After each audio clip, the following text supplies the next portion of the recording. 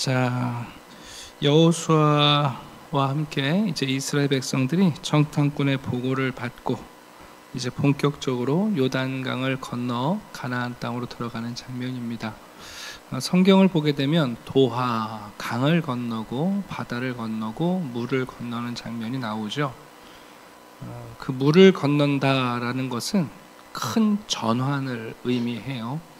예를 들면 이스라엘 백성들이 애굽에서 나와서 홍해 바다를 건넜을 때 그들은 노예의 생활에서 자유인이라는 하나님의 백성의 자유를 얻는 큰 전환을 맞이하게 됩니다. 또 요단강을 건너기 전에는 광야에서 나그네와 같이 방랑하는 삶이었습니다만 이 요단강을 건너감으로 드디어 약속의 땅에 정착하게 되는 일들이 벌어지죠. 나중에 그 엘리야와 엘리사가 엘리야를 쫓아가다가 또 요단강을 건너는 장면이 나와요. 엘리야의 겉옷을 가지고 또 엘리사가 건너오는 장면이 나옵니다. 그 물을 건너는 것은 새로운 사명을 부여하는 것을 의미하죠. 신약에 오게 되면 세례 요한이 이스라엘 백성들에게 세례를 줄 때 요단강을 건너가서 요단 동편에서 세례를 주고 다시 건너가게 합니다. 우리나라의 이 성경의 정경은 아닙니다만 외경에 보면 그런 의미에서 이스라엘 백성들이, 유다 백성들이 바벨론으로 끌려갈 때 바벨론의 강을 마른 땅이 돼서 건너갔다, 그런 외경의 기록도 있어요. 이런 모티브 때문에, 이런 암시, 이런 은유 때문에 바울은 이런 홍해 사건, 요단을 건너는 사건을 일종의 세례 사건으로 규정합니다. 우리들도 물로 세례를 받죠. 단순히 머리에 물을 뿌리거나 침례, 몸을 물에 담궜다 꺼내는 게 아니라 그 물을 건너고 물을 통과한다는 것은 완전히 새로운 삶으로 전환하는 것을 얘기해요. 심지어 이 은유는 그래서 나중에 우리가 누군가가 돌아가시면 별세하시면 뭐라고 그래요? 요단강 건너갔다고 그러는 암시까지 나오는 거죠. 이제는 다른 세상, 건너올 수 없는 곳으로 가셨다, 그런 의미가 있습니다. 자, 그러니까 굉장히 중요한 사건이죠. 40여 년의 광야의 방랑 생활을 멈추고 이제 드디어 하나님의 약속의 땅에 들어가는 장면입니다. 얼마나 중요하겠어요. 자, 하나님께서 여호수아를 통하여 백성들이 그 요단강을 건너가도록 하시는데요.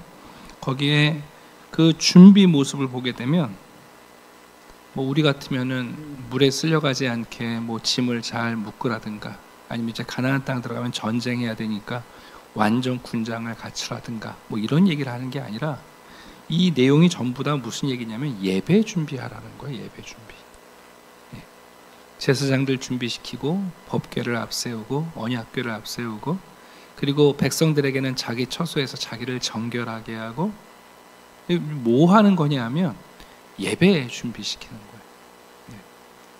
우리가 여호수아 시작할 때 말씀드렸죠. 여호수아는 전쟁의 책인데요, 여호수아는 정복 전쟁이 아니에요. 영토를 확장하는 전쟁이 아니에요. 문명의 충돌이 아니에요. 여호수아서가 말하는 전쟁은 거룩한 전쟁이에요. 하나님의 심판을 대리 수행하는 전쟁이기 때문에 그 도구가 되는 이스라엘 백성들은 하나님의 도구답게 거룩해 하고 깨끗하고 순결해야 돼. 그러니까 이제 이 요단강을 건너갈 때에 하나님이 요구하시는 게 뭐냐? 백성들에게는 성결을 요구하시고 또 한 가지는 순종을 요구하세요. 요단강이 흐르고 있지만 당신은 여러분이 범람할 때니까 요단강이 무슨 한강처럼 넓지는 않습니다. 그러나 적어도 깊이가 한 3m쯤 돼요.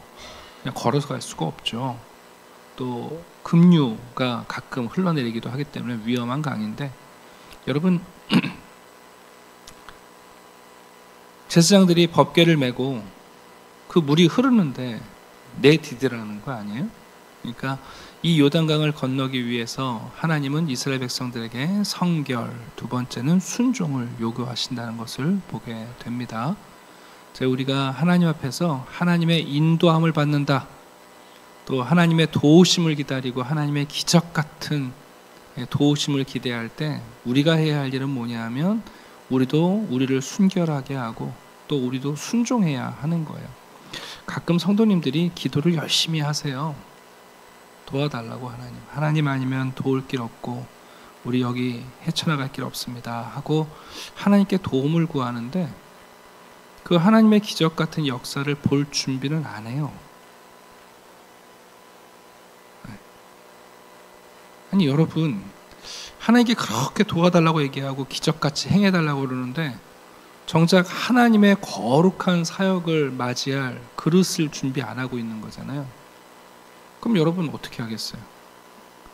오늘 이 본문을 읽으시면서 정말 중요한 게 뭔가, 이게 예배라는 거예요. 예배. 하나님의 큰 역사를 보려면 이 예배자의 자세가 될 때 하나님의 임재하신다는 거죠. 자, 먼저 2절과 4절을 보게 되면 이렇게 되어 있습니다. 사흘 후에 관리들이 진중으로 두루 다니며 백성들에게 명령합니다. 여호수아가 명령했고 그 다음에 그 중간 관리들이 백성들을 찾아다니면서 명령합니다. 뭐라고 명령합니까?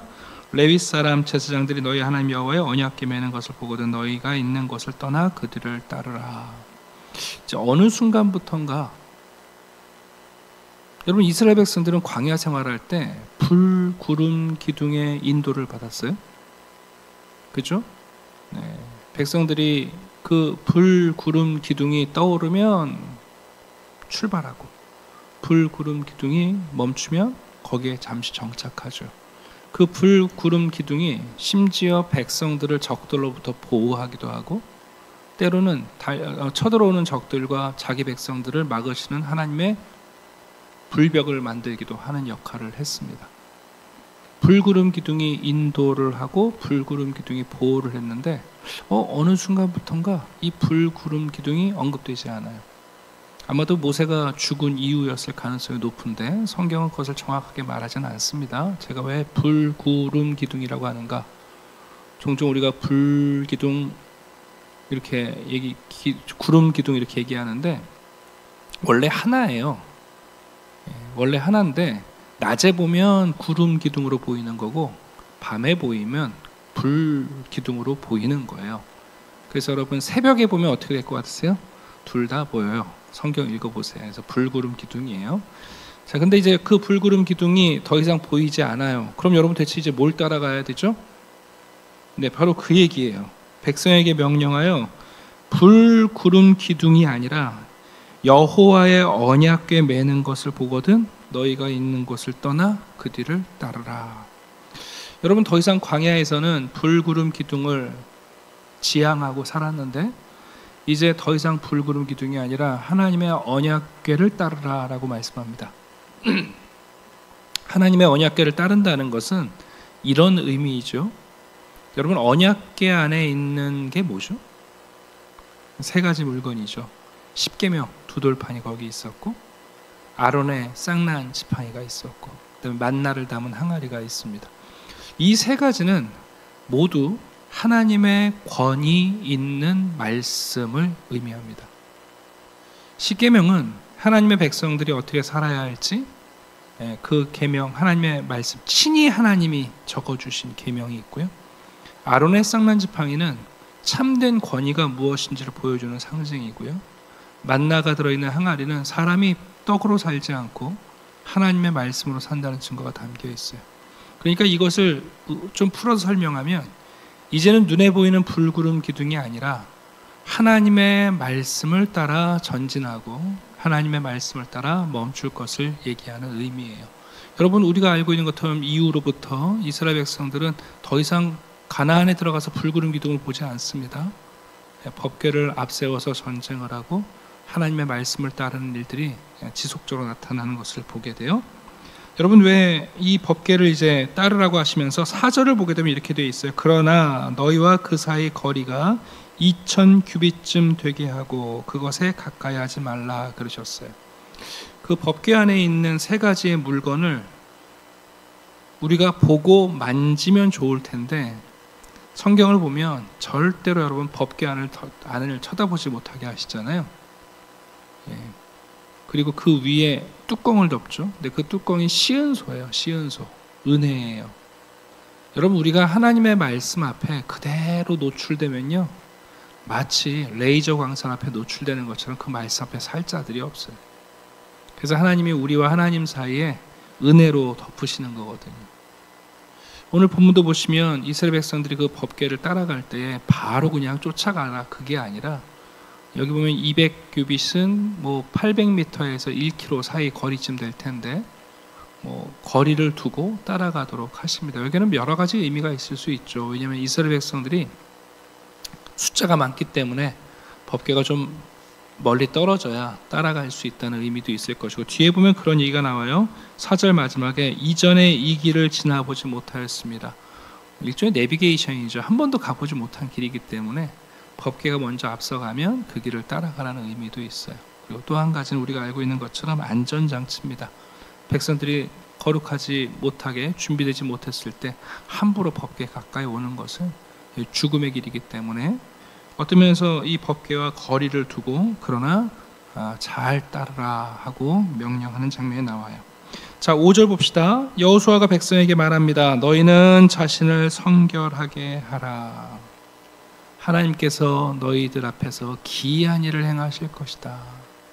그 하나님의 임재 그리고 하나님의 보호, 하나님의 인도 앞에서 여러분 그냥 쾌재를 부르고 이야 신난다가 아니라 그 하나님의 거룩한 역사 앞에서 우리가 거룩하게 준비되지 못하면 어떻게 하나님의 인도를 받겠느냐 하는 의미가 있습니다. 그러니까 기독교, 우리의 신앙에서 정말 중요한 게 깨끗함이에요. 온전함이에요. 거룩하지 않으면 여러분 사단의 목소리를 하나님의 목소리로 착각하는 경우가 비일비재해요. 내 안에 있는 욕망의 목소리들, 내 안에서 여러분 충동하는 것들, 내 안에 가득한 여러분 욕구들이 마치 하나님의 음성처럼 들리죠. 그렇지 않습니다. 우리가 깨끗하고 성결할 때 하나님의 법궤, 하나님의 말씀이 정확히 보이는 것이고 그 말씀에 따라 순종할 수 있게 됩니다. 자, 6절은 이제 제사장들에게 명령하죠. 여호수아가 자 언약궤를 메고 백성들 앞에서 건너라. 네. 여러분 여기에는 믿음이 필요해요. 정말 제사장들이 여러분 법궤를 메고 지금 앞에서 전진하고 있는데 아니 발을 담글 때까지 강물이 계속 흐르고 있잖아요. 여러분 용기가 진짜 필요하죠.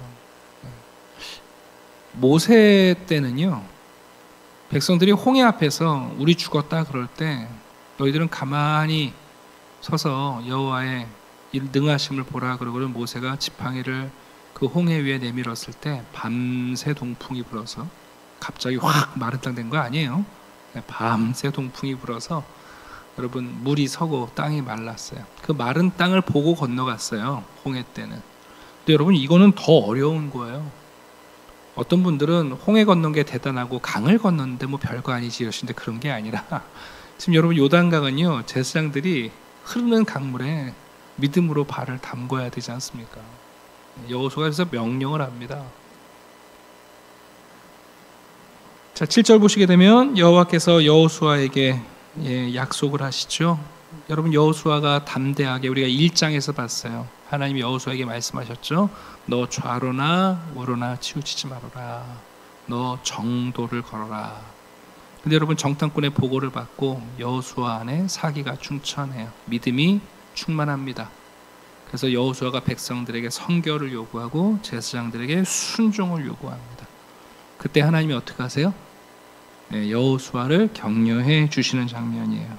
여호와가 여호수아에게 말합니다. 오늘부터 시작해서 내가 너를 온 이스라엘의 목전에서 모세처럼 대우받게 하겠다. 잘했다는 거예요. 네. 여호수아가 우물쭈물하는 게 아니라 정탐꾼의 보고를 받고 하나님이 그 땅을 우리에게 주셨다. 그렇다. 내가 하나님이 내게 말씀하신 걸 따라 지키며 행한다. 그리고는 백성들에게는 성결을, 제사장들에게는 순종을 요구하면서 여러분 명령했을 때 하나님이 말씀하세요. 여호수아에게 내가 너를 모세처럼 존중받게 하겠다. 마지막 8절을 볼까요? 너는 언약궤를 맨 제사장들에게 명령하여 이르기를 요단 물가에 이르거든 요단에 들어서라 하라. 계속해서 담대한 믿음을 발휘하라는 거죠. 우리가 알고 있는 것처럼 정말 여러분 제사장들의 발이 요단 강에 닿았을 때 요단 강물이 마치 홍해가 갈라지듯 또 여러분 물이 좌우로 서고 그 땅을 건너가게 하십니다. 여러분, 오늘 본문을 통해서 요단강을 건너는 이스라엘 백성들, 그리고 성결과 순종을 요구하는 여호수아의 믿음의 내용을 보게 됩니다. 하나님의 일하심 안에는 두 가지가 꼭 필요해요. 거룩함과 순종입니다. 우리 한국교회가 순종을 참 많이 강조하는 건 좋은 일이에요. 믿음을 강조하고 순종을 강조하는데, 근데 이 거룩함과 깨끗함을 잘 강조를 안 해요. 그냥 일이 되면 그걸로 끝이에요. 믿음만이. 네. 그 믿음만이를 작곡하신 장옥조 목사님이 저랑 친구거든요. 제가 목사님한테, 목사님 여기 거룩만이를 왜 뺐어요? 제가 농담으로 그런 적이 있는데, 네. 근데 여러분, 하나님의 일하심은 변함이 없습니다. 네. 여호수아 때만 그런 게 아니라 우리도 마찬가지예요. 깨끗한 마음, 성령이 역사하는 게 그거거든요. 깨끗한 마음과 순종하는 마음. 자, 오늘날도 여러분, 이 법궤가 우리 앞을 인도하시는 것처럼 하나님의 말씀, 그리스도의 말씀, 성령의 역사가 예수 그리스도의 말씀 가운데 역사해요. 성도들은 이 세 가지가 작용돼야 돼요. 먼저 하나님의 약속의 말씀이 우리를 붙잡아야 돼요. 성경을 보면 약속과 명령의 순서가 항상 약속이 먼저예요. 하나님이 명령하시고 나서 너 순종하면 내가 이렇게 해줄게, 이렇게 안 하세요. 하나님은 약속하시고 명령하세요. 이상한 일이잖아요, 여러분. 우리 같으면 명령하고 나서 순종하면 약속할 것 같은데 그게 아니라 그냥 약속을 먼저 하시고 명령을 나중에 하세요. 그래서 우리에게 필요한 게 믿음이거든요.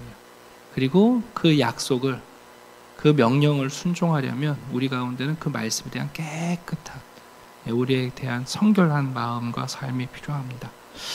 자, 오늘 이 말씀을 기억하시면서 이른 아침, 정말 중요한 건 우리를 깨끗하게 하는 일이에요. 아침에 몸이 얼마나 찌뿌둥하냐, 오늘 날씨가 어떠냐, 오늘 내 기분이 어떠냐, 여러분, 그게 중요한 게 아니에요. 성도는 아침에 일어나서 하나님 앞에서 가장 순결하게 하나님의 얼굴을 보는 일이야말로 하루를 잘 살아내는 비밀입니다. 이른 새벽부터 욕망 덩어리로 출발하는 사람들이 많습니다. 깊은 밤 범죄를 계획하다 잠든 사람들도 많고요. 그러나 여러분, 성도는 그렇지 않아요. 아침에 일어나면 그냥 깨끗한 마음인 거예요. 하루를 선물로 받았습니다. 네. 변함없이 우리를 사랑하십니다. 하나님이 우리에게 주어진 우리의 일상이 있겠지만 또 오늘을 통해서 어디론가 인도해 가실 겁니다. 아침에 말씀을 읽고 또 중간중간 하나님의 말씀이 떠오르고 그리스도가 생각나고 성령이 주시는 사랑의 실천에 대한 도전의 말씀들, 그 격려를 받을 때마다 그냥 우리가 얼마나 여러분 충만합니까? 감사하잖아요.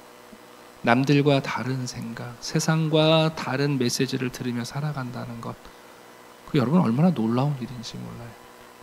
오늘도 성결과 순종으로 하나님의 거룩한 기이한 일들을 마주하게 되시기를 주님의 이름으로 축원합니다. 기도드리겠습니다. 아버지 하나님, 감사합니다. 오늘도 우리에게 새날을 주십니다. 하나님이 주신 놀라운 선물입니다. 하루하루 아침을 맞이한다는 것을 기적처럼 맞이하게 하시고 오늘 또 우리가 주의 말씀을 들으며 그 말씀을 마음에 새깁니다. 눈에 보이는 불, 구름, 기둥과 눈에 보이는 대단한 일들이 아니라, 현상이 아니라 우리 앞에 두신 주의 약속의 말씀을 따라 순종하게 해 주시옵소서.